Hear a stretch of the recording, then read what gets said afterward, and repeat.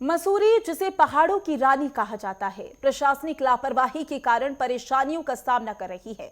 पिछले 3 महीनों से मसूरी कचहरी में पटवारी और नायब तहसीलदार की नियमित अनुपस्थिति के कारण राजस्व से जुड़े कार्य जैसे नामांतरण, भूमि मापन, खतौनी नकल, आय प्रमाण पत्र, वृद्धा पेंशन और भूमि अभिलेख पूरी तरीके से ठप पड़ी है। इससे जनता को देहरादून तक चक्कर लगाने पड़ रही हैं, जिससे समय और धन की हानि हो रही है।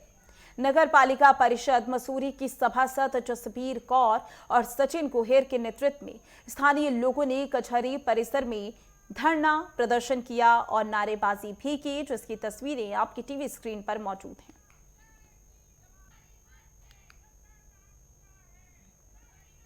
आज हमें 3 महीने के बाद यहाँ पर धरना करने के लिए मजबूर होना पड़ा, क्योंकि यहाँ पर पिछले 3 महीने से ना तो यहाँ पटवारी है और ना ही नायब तहसीलदार है।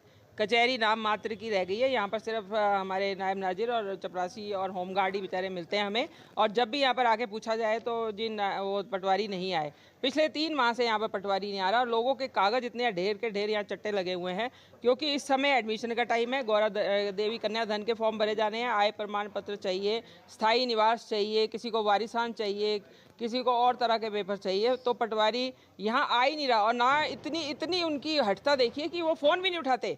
मतलब इसका मतलब ये पटवारी इतने अधिक हो गए, वो विधायक से भी अधिक हो गए और हमारे एसडीएम साहब से भी अधिक हो गए कि वो फ़ोन भी नहीं उठाते हमारा कि हमें बता ही दे, हम देहरादून ही चली जाए।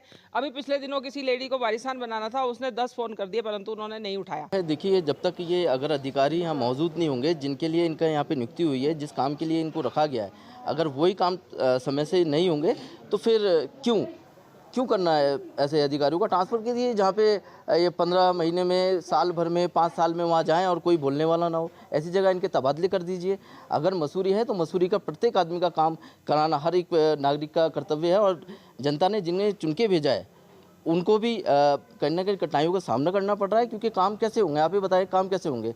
आपके माध्यम से मैं कहना चाहूँगा कि हम लोगों को अगर जनता ने यहाँ भेजा है तो काम करने के लिए भेजा है, और इनका भी अगर ये इतने मोटे इनकी सैलरियाँ हैं, ये किस लिए ले रहे हैं, क्यों है सरकार इनकी सैलरियाँ काटे, इनका भुगतान को रोके, क्यों नहीं रोकती सरकार।